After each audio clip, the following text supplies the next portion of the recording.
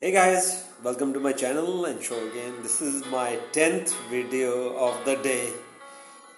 It's a holy Sabbath day, so I say Shabbat Shalom to all who are observing. Those who are not, consider it, guys. It's just the Lord Father God's instituted holy day. Cut off from the world and connect to Him. Look what's happening today. The 10th video, all asking burning questions, pertinent questions, if you will, about Paul. So let's get started.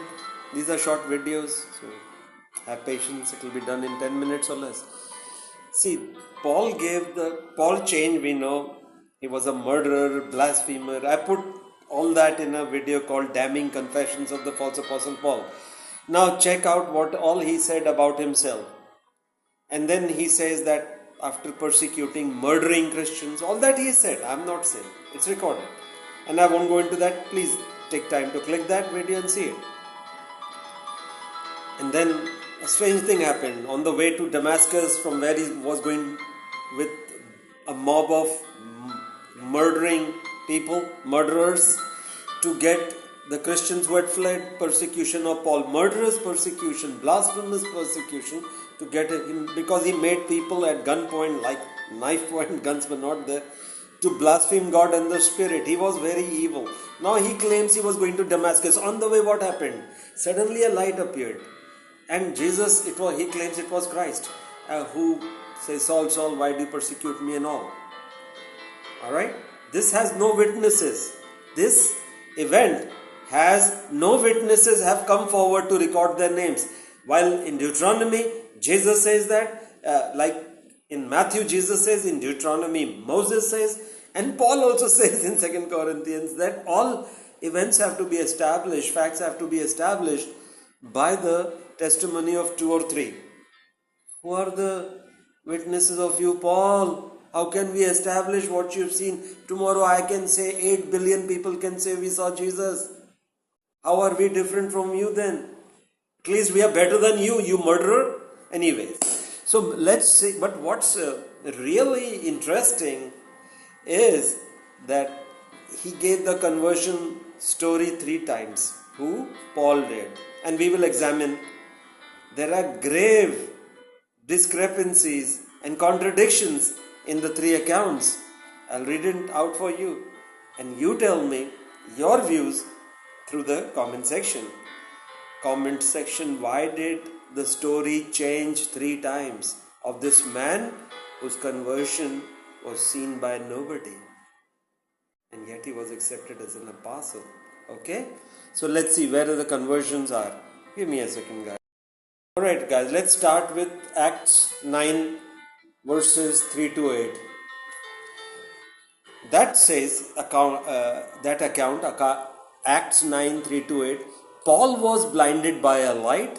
This is the summary of that. You read Acts 9 3 to 8. Paul was blinded by a light and he fell down. Then he heard Jesus, who told Paul that he would be told what to do when he was in the city. His men, Paul's men, the murderous mob, the gang of murderers who were with him, they did not see the light. Keep this in mind. They did not, because if an argument takes place tomorrow, I will be at the forefront of that, prosecuting Paul in a sane court, in a sane would mean SANE, in a prudent court, in a neutral court.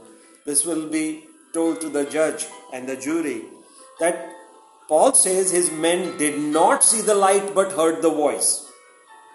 And that voice was of Jesus. And they remained standing. So the bloodthirsty mob which was with Paul stood standing. And they were murderers of Christ. Paul was a murderer of Christ. These were definitely because Pharisees had murdered him. And these were murderers of Christians along with Paul. So you got that, guys? His men did not see the light but heard the voice. Paul did. The same story is repeated with a bit of difference. Acts 22 6 to 11. Again, I encourage you to read that. Paul told the people he was blinded by a light and he fell down, then heard Jesus, who again told Paul that he would be told what to do when he was in Damascus. But here is the change. and it is quite a serious change. But this time, Paul says his men saw the light, unlike last time. So now Paul is contradicting himself. But unlike Paul, were not blinded. So only Paul was, but these guys were left seeing the light and they were not blinded. And they did not hear the voice, which is again in stark or blatant contradiction, beg your pardon, to Acts 9:38 account, the first account. Now they have contradicted, okay? This time, Paul's murderous men saw the light, but unlike Paul, they were not blinded like they were in the first time, and did not hear the voice which they heard, did not hear the voice, unlike the first time account, which says they clearly heard the voice. There you go, Your Honor. Point to be noted, this appears like a direct contradiction. Very clearly, Paul is not telling the truth in at least one of these two accounts. However, to confound the matters even further, Acts 26, 13, 19, read that as well. Paul tells Agrippa, the king, that he saw a brilliant light and heard Jesus, who gave him his mission, but did not command him to go to Damascus, which is again a contradiction. Okay? Paul fell down, but there is no mention of blindness this time. They did not blind him. According to his sharing with Agrippa, like his testimony to Agrippa, or the account he gave to Agrippa, he did not mention blindness, nor is there any mention of the men seeing or hearing anything, although for some reason they also fell down. They didn't see or hear anything, and for no reason they fell down. He told those at Damascus and Jerusalem about his conversion experience. So guys, I will leave it to your understanding.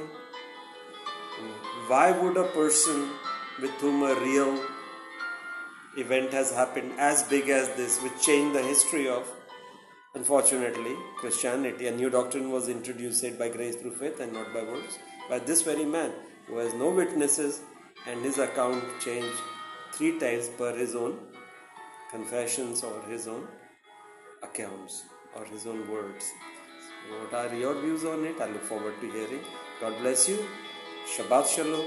Happy Sabbath. God bless you all.